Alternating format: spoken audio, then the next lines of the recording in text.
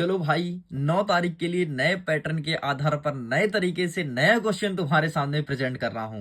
तुमको पता है, एमपी बोर्ड अपना पैटर्न चेंज कर दिया है, तो नए पैटर्न में किस प्रकार से प्रश्न पूछे जाएंगे, अब तुम इसे प्रिपेयर करो।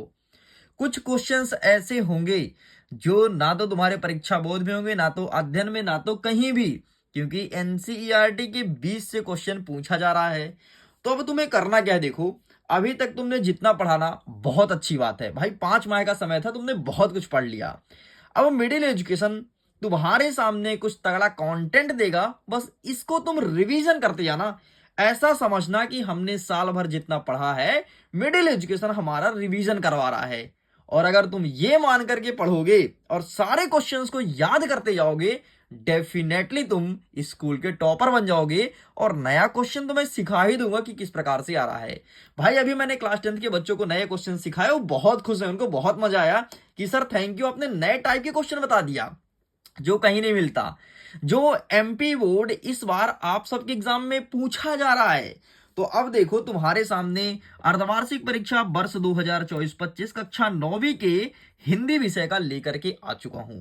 वैसे तो मैं सेट नंबर 1 ऑलरेडी अपलोड कर दिया हूं, मैं उम्मीद करता हूं आप देख लिए होंगे। सेट नंबर ए में पुराने टाइप के क्वेश्चन थे, एंड सेट नंबर 2 में भाई नए प्रकार के क्वेश्चंस, एमपी बोर्ड का नया तरीका किस प्रकार से पूछेगा, पूरा का पूरा ब्लूप्रिंट के अकॉर्डिंग लेकर के आ चुका हूं।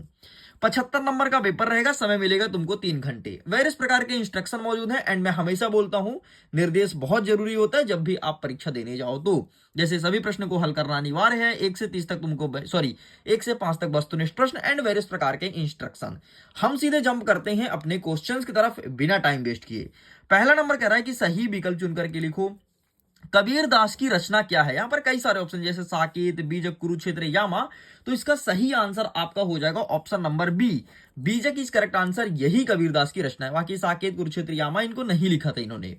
नेक्स्ट क्वेश्चन है, छायावाद के प्रमुख कवि। कभी तुम नहीं पढ़े होगे ऐसा प्रश्न। छायावाद के प्रमुख कुल कितने कवि हैं? 4 है, 8 है, 5 है, 3 है। अरे भाई, तुमको अगर तुम इस प्रश्न को गूगल करने जाओगे ना, कहीं तुमको 8 मिलेगा, कहीं तुमको 5 मिलेगा। मैंने स्वयं गूगल करके देखा, लेकिन इसका सही आंसर 4 होगा।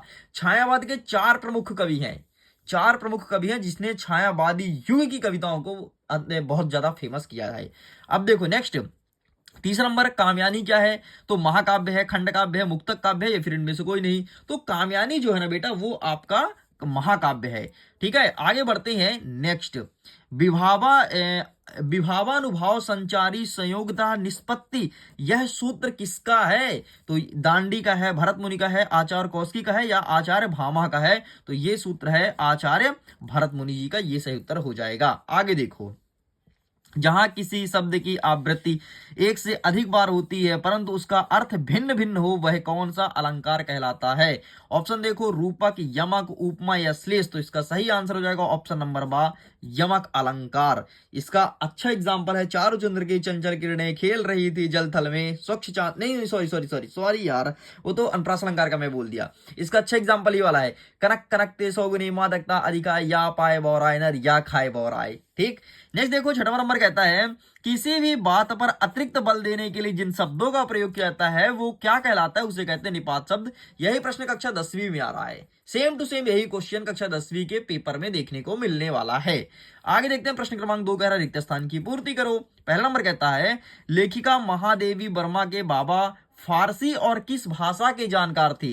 वैसे तो वो फारसी और उर्दू भाषा के जानकार थे, लेकिन उन्होंने फारसी और उर्दू भाषा को सीख नहीं पाया था, इस चीज को ध्यान रखना। संचारी भाव की संख्या कितनी? 33 हो।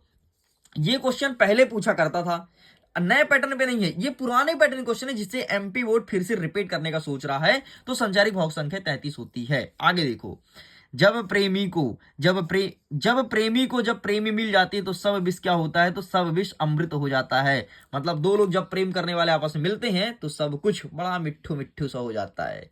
नेक्स्ट देखो, महाकाव्य में जीवन का कैसा चित्रण होता है? तो महाकाव्य में जीवन का समग्र चित्रण होता है, समग्र। और खंड काव्य में आंशिक चित्रण होता है। आगे देखो, 5वां नंबर कहता है, पात्रों के संवादों से प्रस्तुत रचना क्या कहलाती है? तो पात्रों से संवादित प्रस्तुत रचना को, इसका आंसर तो तुम दो भाई, कठिन स्तर का प्रश्न है, नए प्रकार से प्रश्न है, तुमको परीक्षा बोध परीक्षा दिन कहीं नहीं मिलेगा, इसलिए इसका आंसर तुम दो। रीढ़ की हड्डी एकांकी में कुल कितने पात्र हैं? देखो गजब का प्रश्न है एकांकी, एकांकी मतलब जिसमें एक अंक होता है, और पात्र पूछा है, क्या गजब है, 6 होते हैं। बड़ा कंफ्यूजन वाला प्रश्न है भाई, बहुत सारे बच्चे इसका एक बोलते हैं आंसर, लेकिन नहीं, 6 पात्र सही उत्तर है। आगे देखो, तीसरा नंबर कह रहा है सत्य सत्य लिखो। पहला नंबर कहता है लेखिका मृदुला गर्ग ने अपनी नानी को देखा था, नानी को कहां, क्या नानी को देखा है? नहीं देखा है, ठीक है। जिस कारण मन में भाव जागृत होता है, क्या उसे आलम्बन कहते हैं? नहीं, उसे उद्दीपन कहते हैं। चलिए आगे बढ़ते हैं नेक्स्ट क्वेश्चन की तरफ। आगे हमारा कह रहा है प्रश्न क्रमांक 3, कामयानी के रचयिता क्या तुलसीदास है? नहीं, कामयानी के लिखने वाले जयशंकर प्रसाद जी हैं। दंड का विलोम सजा होता है? नहीं रे, दंड और सजा दोनों सेम चीज है। नेक्स्ट, नानी के मन में देश के आजादी के प्रति जुनून था? हाँ बिल्कुल सही है। पता है तुमको, सेम प्रश्न 2022 में, सेम प्रश्न 2022 के अर्धवार्षिक परीक्षा में पूछा था, लेकिन क्या किया था, इस प्रश्न को खालिस्तान ने पूछ लिया था।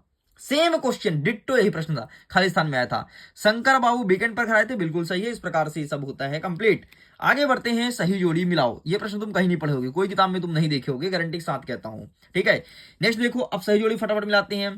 पहला नंबर कहता है वाक, ठीक है। दूसरा कहता है सब विष, तो सब विष अमृत होए, तो ये हो जाएगा, यहां से इसको मिला दो, ठीक है। आगे बढ़ते हैं, क्यों गाती है, क्यों गाती है प्रश्न पूछा है, तो कोकिला, ये हो जाएगा। ग्रामश्री, तो इसको अभी छोड़ते हैं भाई, ग्रामश्री बाद में देखेंगे। सर्वेश्वर दयाल शर्मा, तो ये बाल पत्रिका संबंधित थे। कृष्ण भक्ति मीराबाई थी, ठीक है, ये मिला दो। ग्रामश्री सुमित्रा नंदन पंत हो जाएगा। वाक आपका कश्मीरी कवित्री हो जाएगा। ले भाई पूरा कंप्लीट हो गया है, फटाफट इसका फोटो खींच लो। सारे क्वेश्चन को अच्छे से रटते जाना। अच्छा सुनो, अगर इसके पीडीएफ को डाउनलोड करना है, लिंक डिस्क्रिप्शन बॉक्स में है, जाओ जाकर के इसके पीडीएफ को जल्दी से डाउनलोड कर लो। और मन में कोई प्रश्न हो ना, तो आप मेरे को टेलीग्राम इंस्टाग्राम पर मैसेज कर सकते हो, रिप्लाई मिलेगा यार, बस थोड़ा ही समय लगेगा, लेकिन रिप्लाई डेफिनेटली मिलेगा। आगे देखते हैं प्रश्न क्रमांक 5, एक वाक्य में उत्तर दीजिए। पहला नंबर कहता है कि बादल में शहरी मेहमान की तरह सज धज कर कौन आए थे? अरे बादल नहीं यार, गांव में कौन आया था? तो इसका सही आंसर बादल होगा, इसलिए मुंह से बादल निकल गया। बादल लिखो, मेघ लिखो, आकाश लिखो, सब कुछ सही है। नेक्स्ट कहता है प्रबंध काव्य के 2 भेद का नाम लिखो। तो प्रबंध काव्य के 2 भेद होते हैं, एक है महाकाव्य और दूसरा तुम्हारा है खंड काव्य, ठीक। ये है तुम्हारे प्रबंध काव्य के 2 भेद। नेक्स्ट कहता है रसाक्तम वाक्यम अर्थात रसयुक्त वाक्य ही काव्य है, यह किसने कहा था? तो इसे कहने वाले आचार्य विश्वनाथ जी थे। विश्वनाथ, रसाक्तम वाक्यम काव्यम अर्थात रसयुक्त वाक्य ही काव्य है। अब साहब पूछा है संस्मरण किसे कहते हैं? वैसे तो 2 नंबर में पहले पूछता था, लेकिन नए पैटर्न के आधार पर 1 नंबर का प्रश्न ना दिया। तो संस्मरण क्या है?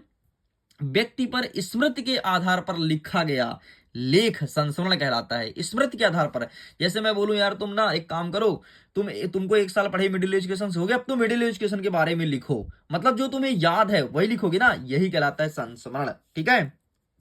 आगे बढ़ते हैं, समाज के कितने प्रकार होते हैं? 6 प्रकार होते हैं। एंड लेखिका की परदादी ने मंदिर में जाकर के क्या मन्नत मांगा था? तो वो ये मांगी थी अगर हमारे पहली संतान हो वो बेटी हो, ठीक है, पहली संतान जो भी हो वो बेटी हो, यही मन्नत मांगी थी।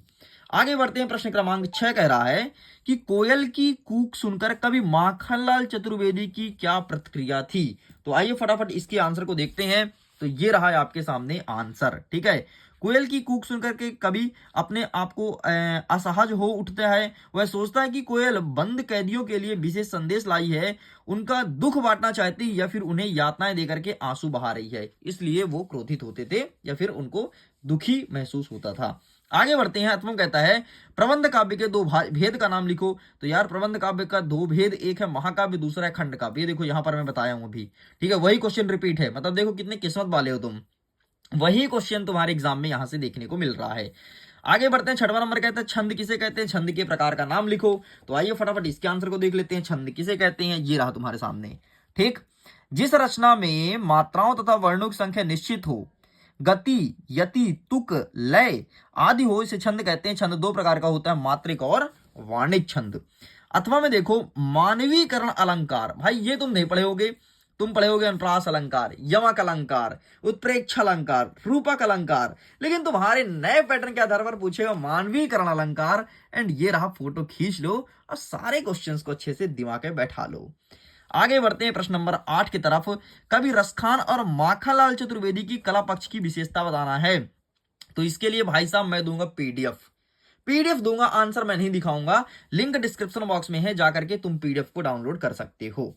आगे बढ़ते हैं, प्रश्न क्रमांक 9 कह रहा है, गोलंबर के पास जनसंपर्क की गाड़ी क्या ऐलान कर रही थी। पहले पढ़े होगे इस प्रश्न को, लेकिन नए पैटर्न के आधार पर यह प्रश्न देखने को मिलेगा तुम्हारे एग्जाम में, क्योंकि नए पैटर्न है ना, एमपी बोर्ड का आ रहा है। तो नए पैटर्न के आधार पर देख लो फटाफट। गोलंबर की गाड़ी कह रही थी कि भाइयों ऐसी संभावना है कि बाढ़ का पानी रात 12 बजे तक गांव में आ जाएगा, यही ऐलान कर रही थी। आगे अथवा में देखते हैं, सवैया छंद को परिभाषित कीजिए। भाई तुम दोहा पढ़े होगे, दोहा पढ़े होगे, चौपाई पढ़े होगे, सोरठा पढ़े होगे, रोला पढ़े होगे, लेकिन तुमने कभी सोचा था कि तुम्हारे एग्जाम में सवैया पूछेगा? एंड इस बार आएगा, टेंशन मत लो। यही तो है नए पैटर्न के आधार पर क्वेश्चन। ये देखो, ये रहा सवैया।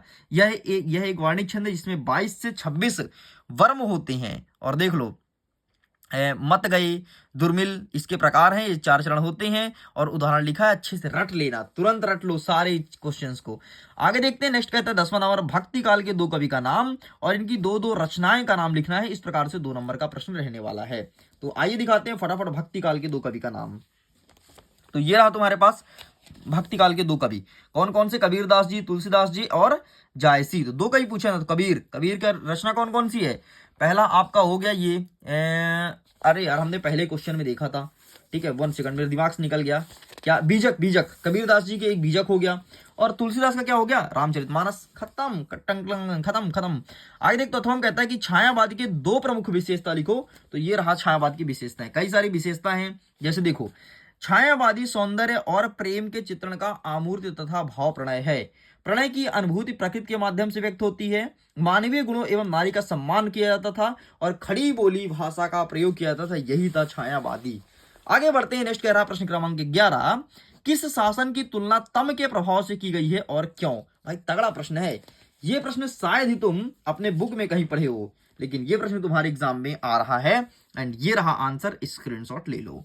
चलो साइड करते हैं, आगे बढ़ते हैं। कबीर दास के शिल्प सौंदर्य की 2 विशेषता बताओ। मतलब सिंपल सा, कबीर दास जी की विशेषता ही बतानी है आपको, लेकिन शिल्प सौंदर्य पूछा है। शिल्प सौंदर्य शायद ही तुम कहीं देखे हो। एंड ये रहा शिल्प सौंदर्य की विशेषता। बस भाई तुम इसका फोटो खींच लो। अरे शिल्प सौंदर्य मतलब होता है यार भाव पक्ष, सॉरी कला पक्ष होता है। क्या होता है? कला पक्ष।